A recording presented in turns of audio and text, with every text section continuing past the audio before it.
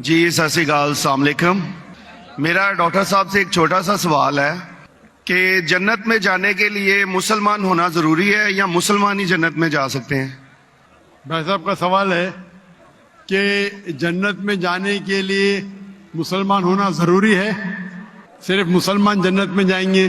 صرف اپنے آپ کو مسلمان بولنا جنت میں جانے کے لیے کافی نہیں ہے۔ جس طریقے سے میں نے میرے تقریر میں کہا جنت میں جانے کے لیے 4 چیز کی ضرورت ہے۔ سورہ العصر سورہ نمبر 103 آیت نمبر 1 2 3 اللہ تعالیٰ فرماتے والعصر ان الانسان لفی خسر۔ اللہ تعالیٰ وقت کی قسم کھاتے اور کہتے ہیں کہ انسان خسارے میں ہے۔ صرف وہ لوگ بچ جائیں گے جو لوگ کے پاس یہ 4 چیزیں۔ نمبر 1 ایمان۔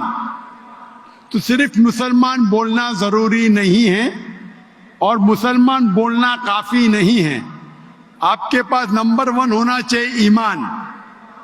اگر آپ کے پاس ایمان ہے کہ اللہ ایک ہے اور اللہ کے آخری نبی محمد صلی اللہ علیہ وسلم ہیں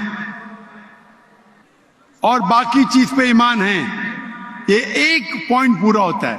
نمبر 2 اچھے اعمال، عمل صالحات۔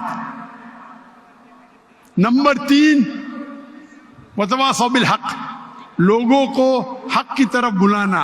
اور نمبر 4 وتواصوا بالصبر، لوگوں کو صبر کی طرف بلانا۔ تو اس آیت سے ہمیں پتہ لگتا ہے کہ جو آدمی، جو انسان اللہ کے علاوہ دوسرے اور کی عبادت کرتا ہے وہ غلط ہے، وہ جنت میں کبھی بھی نہیں جائیں گے۔ اور یہ سارے کتابوں میں لکھا ہے، ساری مذہبی کتابوں میں، چاہے بائبل ہو، اولڈ ٹیسٹمنٹ ہو، نیو ٹیسٹمنٹ ہو، دھما پڑھ ہو، بدھسٹ کی کتاب ہو، وید ہو، سارے میں لکھے ہے۔ اگر آپ پڑھیں گے گرو گرنتھ صاحب آپ پڑھیں گے، اس کے اندر سب سے پہلا والیوم، سب سے پہلا جلد، سب سے پہلا چیپٹر، سب سے پہلا ورس کو کہتے ہیں جاپو جی، اسے کہتے ہیں جاپو جی۔ اس میں لکھا ہے کہ خدا ایک ہے، نہ اس خدا کی شروعات ہے نہ انت ہے۔ وہ خالق ہے، وہ مالک ہے اور اس کے جیسا کوئی ہی نہیں ہے۔ اگر آپ دیکھیں گے یہ ملتا جلتا ہے سورہ اخلاص کے ساتھ۔ آپ اگر سکھ کی کتاب پڑھیں گے اس میں لکھا ہے 2 قسم، اومکارا، ایک اومکارا، ایشور کا مینیفیسٹ فارم، ان مینیفیسٹ فارم۔ ہاں کہ نہیں؟ ہاں کہ نہیں؟ تو اگر آپ پڑھیں گے اور دیکھیں گے کہ خدا کے کئی نام ہیں، کہا جاتا ہے ستہ نامہ، ہولی نیم، پروردگار۔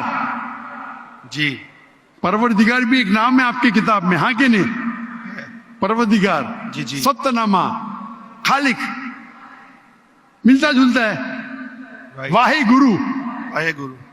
لیکن اگر آپ عمل کریں گے، اگر آپ شرک نہیں کریں گے، اللہ کے علاوہ کسی اور کی عبادت نہیں کریں گے، اگر آپ کے کتاب میں اکثر یہ بات ہوتا ہے کہ جو اپنی مذہبی کتاب میں لکھا ہے اکثر لوگ اس پہ عمل نہیں کرتے، اور یہ بات مسلمانوں میں بھی ہے۔